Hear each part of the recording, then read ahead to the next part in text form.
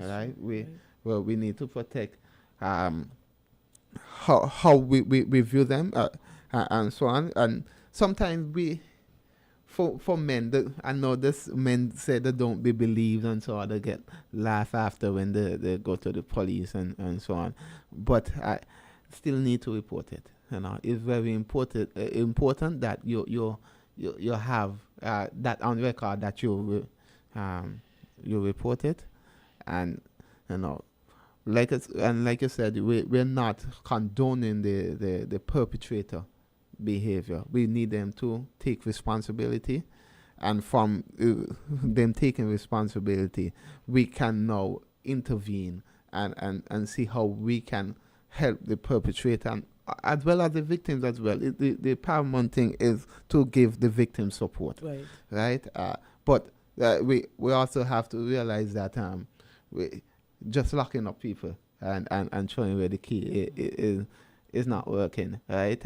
We need some form of rehabilitation, and so in terms of the perpetrator, right? I've said a lot. I might That's have okay. said. That's okay.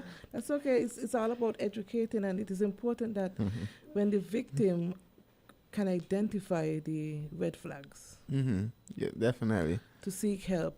And as you said, some persons have very values where I might have not have grown up with my father, so I want my son to have his father, or I haven't worked in 10 years. What am I going to do? How am I going to survive? So there are a lot of different things that impact. Right. So thank you so much, Dion. We are going to pause here. We're going to pay some bills, and we're going to come back. The lines will be open. You can call in and ask questions related to the topic we have before you. We'll be right back. Citizen Radio, entertaining the nation, enjoyed by the world. The specials at Domino's are hot, hot, hot for any occasion. Hot right out of the oven. 1 medium, 2 topping pizza, and 2 20-ounce Cokes, only $35. Free Coke with your lunch until 2 p.m. Small, 1 topping school child lunch special, only $14. 2 medium, 2 topping pizzas, and a 2-liter soda, only $69. 2 large, 2 topping pizzas, and a 2-liter soda, only $92. So come on down or call and order now and experience our tasty oven-baked goodness. Domino's, the home of satisfaction. For hot and wild, call Domino's. No frills, just great prices at Courts. We don't just talk about it, we got it. Get the best in quality and prices on appliances, electronics, furniture, and much more. Plus, enjoy a gift with purchase on select new arrivals and furniture in Ashley. Save even more with 20% off select matching pieces and combo deals. Shop today, pay later with Courts Ready Finance. Only at Courts. Bringing value home. Offer ends January 25th, 2026. Conditions apply. A culinary delight with an experience like no other. This is Sommelier, located on Frigate Strip. The music, ambience, A+ service is warm and welcoming. Each dish has a wine that complements it, having you savor the taste until the next time you visit. We also have an extensive variety of drinks to choose from and some of the best bartenders on the island. Come and have lunch with us or enjoy the amazing sunset while sitting on the deck or the beach and having dinner. Take your taste buds on a journey you will never forget. We are open Mondays, Wednesday to Saturday, the kitchen from 12 p.m. to 2:45 p.m., then we opens at 5 p.m. until. On Sundays from 4 p.m. until. Call us today at 762-9463 for reservations or more information. Sommelier, where amazing delicacies and service awaits you.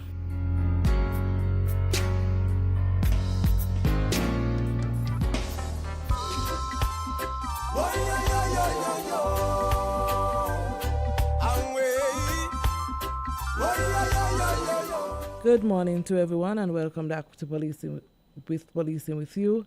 I am your host, Shamna Dane. With me, I have Dion from Gender Affairs.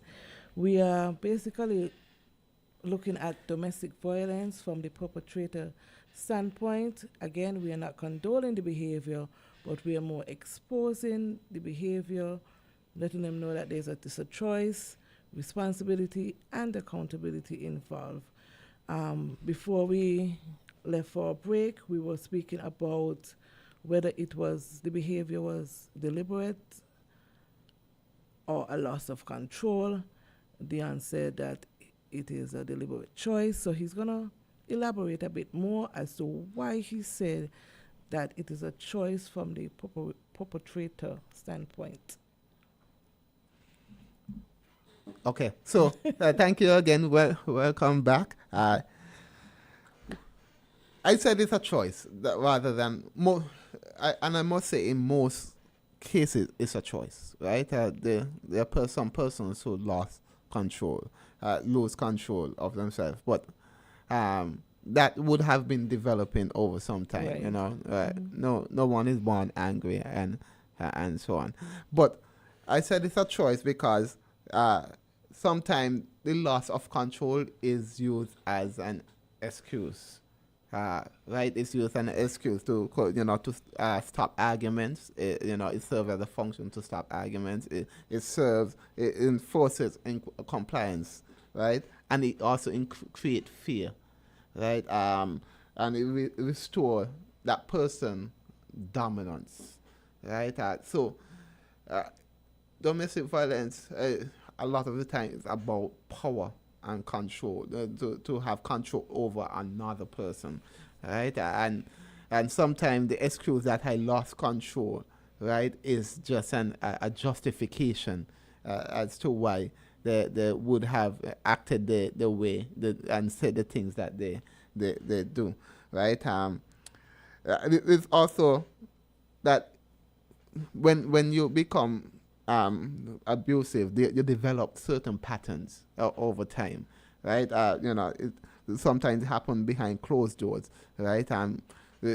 You might see this person that really popular, are good with everyone in public, but behind closed doors, they're a very abusive person. Right. They have a good image in public, but in private, they're really abusive to their partner and so on.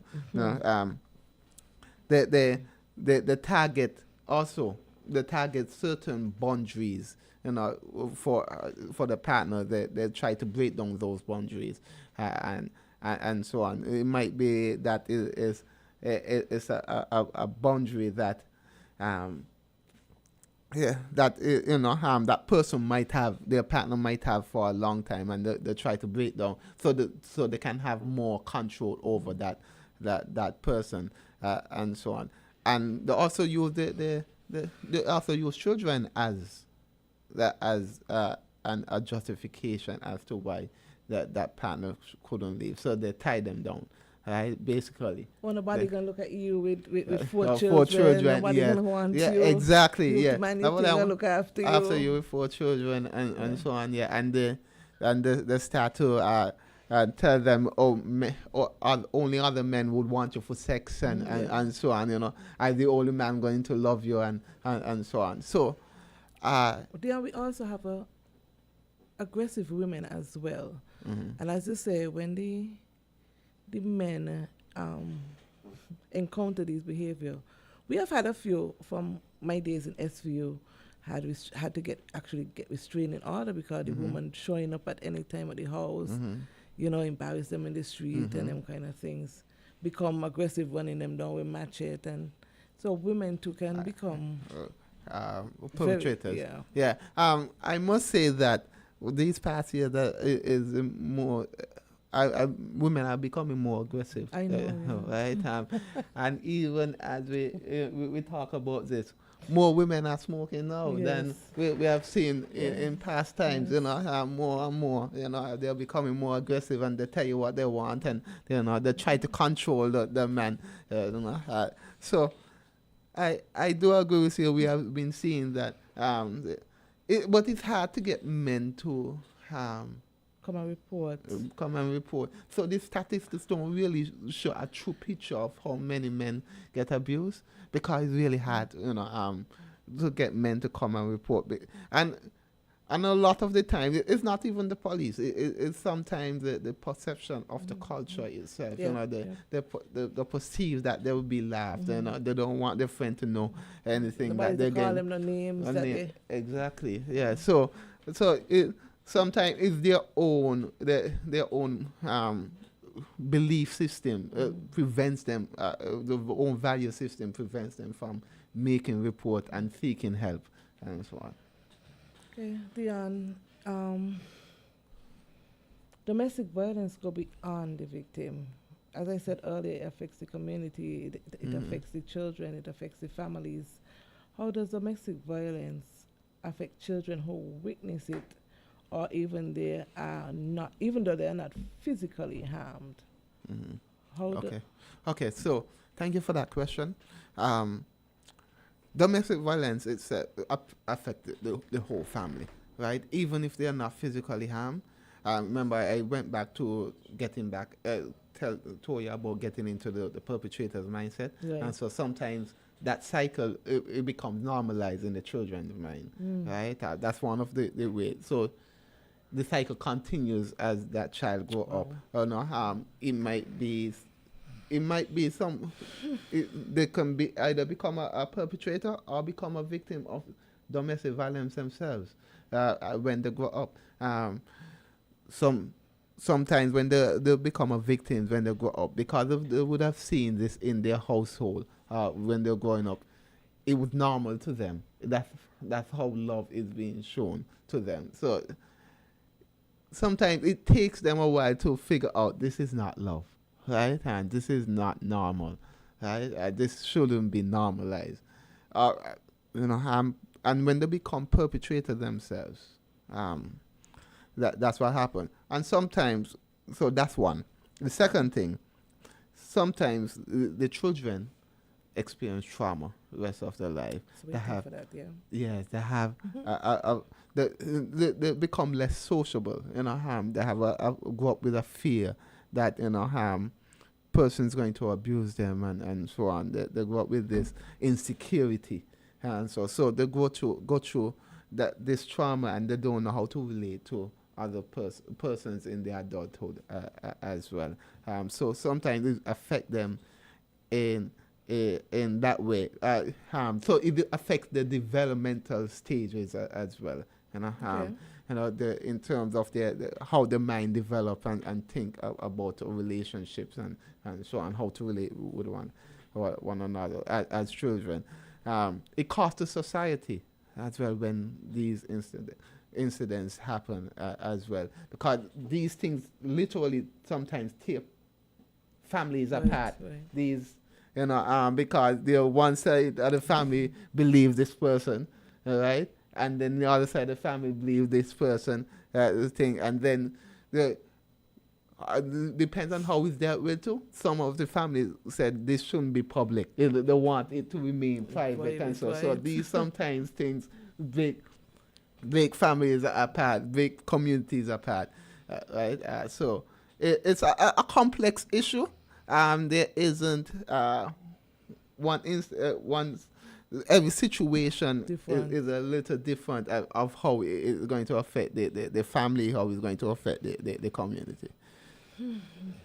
Yeah, wow. So we're going to go to the legal consequences and deterrents. We all know that there's legal consequences. The police come, the police lock up. And I'm glad that you said that locking up is not all. You must have some sort of rehabilitation. How effective restraining orders and protection orders, and what happens if they're violated? Okay. Protective orders, evidence has shown that it reduces incidents of domestic violence, right? Especially when those protective orders are enforced, right? So when those protective orders are enforced, it reduces incidents. That's what evidence has shown. It doesn't mean that it changed the perpetrator behavior, but it sometimes act as a deterrent, Right. right, from the person because of the fear, the legal consequences if they would break a protective order, right?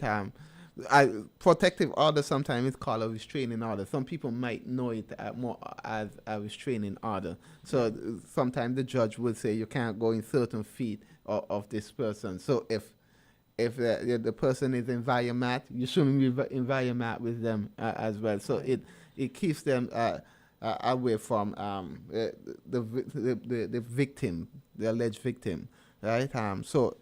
And if they break that protective order, they can be prosecuted criminally, right?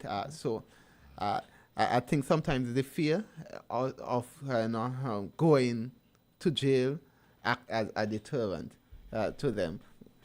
Well, like I said that it doesn't change the person behavior. It doesn't do anything. And sometimes, I know we press for time, right? But like I said, I'll be back. Right, so let me just wrap up by saying that love should not hurt. Right, love does not hurt. And Yeah, if you're serious. So huh? you're serious. Yeah, I know you said love does not hurt. Love does not hurt. It should not, and it does not hurt. Right? If it's done the right way.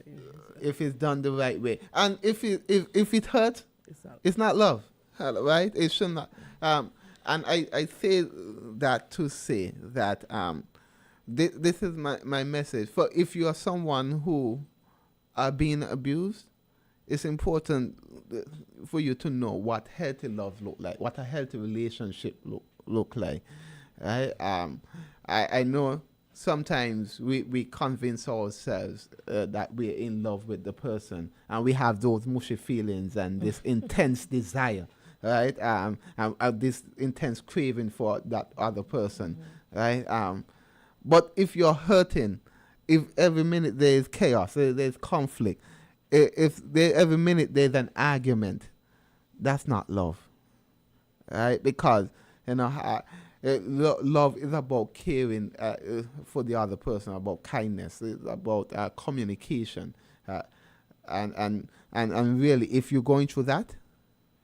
You have to know that you have to get out of that situation. So, for anyone who experiencing domestic violence, you can and you need support.